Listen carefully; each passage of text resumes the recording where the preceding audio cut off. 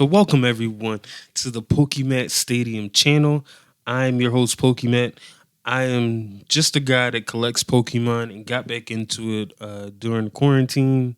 Opened up my book of cards when I was younger and got right back into all the sets and all the things.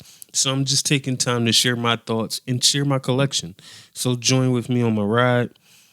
This week we're gonna go right into the new set. Scarlet and Violet's coming. And I will say I'm going to miss Sword and Shield. Sword and Shield is the set that got me back into collecting.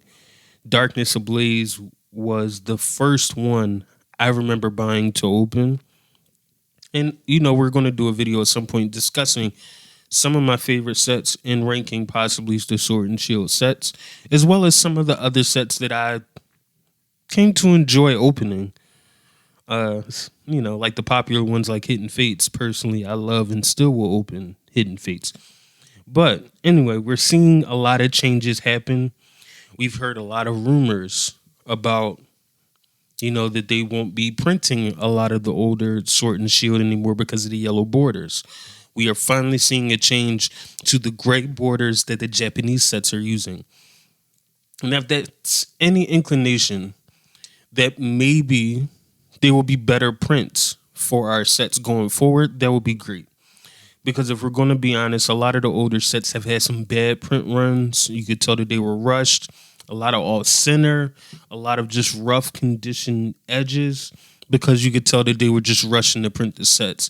So if they do print using the Japanese methods, we might have a lot of influx of higher graded cards, because the Japanese cards are printed so much better in so much better condition.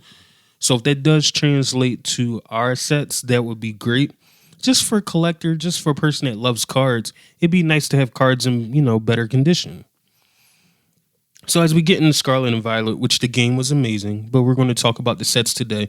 There's a lot of changes. We did mention the gray borders and the sets coming out soon, so we should know a little bit more about it. Of course, the price has changed to $4.49 instead of $3.99 per booster pack, but we're also seeing a change where we're no longer going to have non-holo rares. If we're going to be honest, the non-holo rares get on my nerves, personally. It's always disappointing to open the pack and it's just a non-holo rare. Unless the artwork is really cool, you want a rare or a secret rare. So I like the fact that they are doing away with that. The other thing I will say I'm kind of intrigued by, and I'll show some of the cards as we're talking about it, there are going to be more options to pull. When I say that, there are going to be a couple reverse holos and a guaranteed holo in every pack. I'm not sure how I feel about, the influx of just good cards in every pack, but I see what they're trying to do, and I think it's nice that they're trying to reward the consumer and the collector to have more cards that they can value and enjoy. We'll see how it goes. This might not be permanent. I'll be curious if they alter it for the next subset of Scarlet and Violet, but we'll see. And the other reason I pointed this out and then I'm excited is because the reverse holos actually look cool. They look really nice. The designs in them are nice. And they have something called a double rare holo, which is now we're getting back to the EX cards. And honestly, the double rare holos do look cool also. So the set should be cool. And I know we did I looked up some of the Japanese set. And of course, there's those pictures of the Gyarados EX that are out. There's also a picture of the Great Tux EX. If you did play Scarlet and Violet, I know you remember that Pokemon during the game, which I think will be cool. Those are a couple cards that I saw that I personally liked. Of course, the Drowsy character art. There are some nice artworks of cards. So it will be a cool set in reference to the artwork. I will say there's a lot of change. We won't have the V cards, no more V Max. A lot of that is gone. So I don't know. That's a large change. That's what I got into. I think it'll be a breath of fresh air for the change, though. I think Scarlet and Violet should bring and is bringing a lot of that energy and conversation back to Pokemon. into the sets. I think it's wise that even though people aren't a fan of the increase in pull rates in, or should I say, hollows and multiple reverse hollows in one pack, I think it's nice to possibly reward, like I said, the consumers now that they're paying more money for booster packs and prices are going up, that they're trying to give us something to compensate the increase.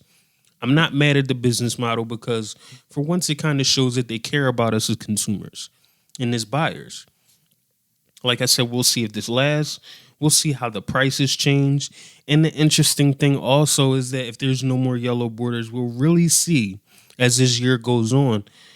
Are we going to see an influx of Sword and Shield hitting the market, and then we won't see it anymore because they won't be printing any more yellow borders? So I think that's something we also should be watching. I'm personally a bit more excited about Scarlet and Violet than most people are. Some people think it's going to be a dud set, and I think that's possible. But I also think it's the first one. There's a chance that it could just be a cool set. It might not be great. It might not be bad. It might just be in the middle. It might just introduce something new. And we might just enjoy opening packs. I don't think there's nothing wrong with that. Not every set's going to knock it out the park. But I think you do need a solid set to introduce a new one. And I think Scarlet and Violet has a shot to do so. Even when you look at the starters from the game, they have some cool cards coming out. And it kind of brings back, for me, the energy of Squirtle, Charmander, and Bulbasaur. Now, no one's going to touch those three. Those three will always be remembered as great. But I will say, the energy around these three starters, whether you liked them or you didn't, has been different. And I think these cards will also bring that demand in the sense that they will be memorable starters that you would want to have. Granted, I'm not saying they'll be equal to the base set at all.